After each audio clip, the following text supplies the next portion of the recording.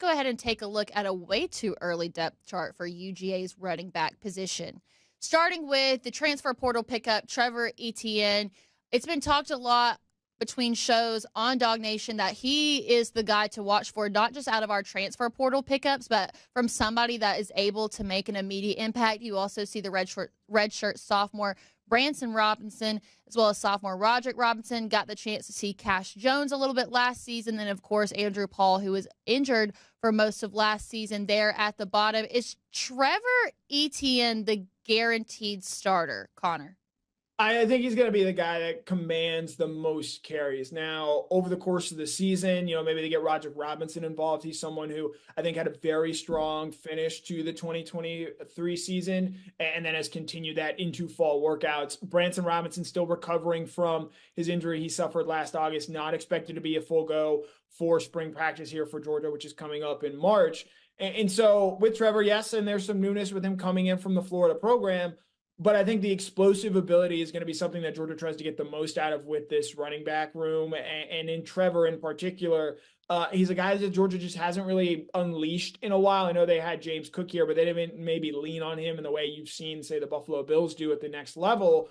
And I think because of where this running back room is and how young it is, I think they're going to maybe lean on Trevor a little bit more than they have, at least to start the season, than they have in years past. So when you look at that list, we know that UGA likes to use two running backs, some of them dealing with injury right now. If Trevor Etienne is the starter, who's number two? I think right now I would maybe lean Roderick Robinson emerging as that number two running back. I think the spring is going to be very important for both him and Andrew Paul to sort of establish themselves in that way. And then over the summer, you bring in Nate Frazier and Dwight Phillips Jr. to go along with Chauncey Bowens, who's already on campus. I think it's going to be a very competitive room. I think it's going to be something that changes over the course of the season. And when you consider that, you look who Georgia brought in and where this running back room was a season ago, injuries are going to happen. And so it's going to be important for these guys to stay healthy and have everyone in this room ready, because you never know when someone's going to be called upon.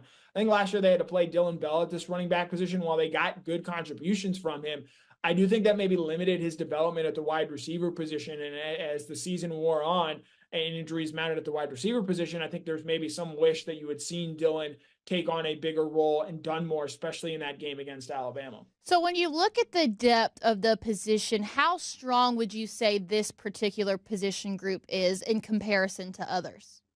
I think you would still, from a depth standpoint, it's in a really good spot in terms of total bodies there. But again, I think the lack of a proven contributor there, even at the wide receiver position, where, yeah, you do lose Ladd and you lose Marcus, you bring back guys who've just played for Georgia. And while expectations are very high for Trevor Etienne, until you see it in a Georgia uniform, I think there's maybe a right to be a little bit skeptical of what you're going to see or what the ceiling is going to be for Trevor. I know Georgia is expecting him to be a really good player, but they've got some big games that first month of the season against Clemson and Atlanta, at Kentucky, at Alabama, and they're going to need Trevor to be ready to go from the jump. And that's going to be one of the more interesting things to watch, not just in spring practice or in fall camp, but once the season gets underway, how quickly Trevor is able to get things going for Georgia.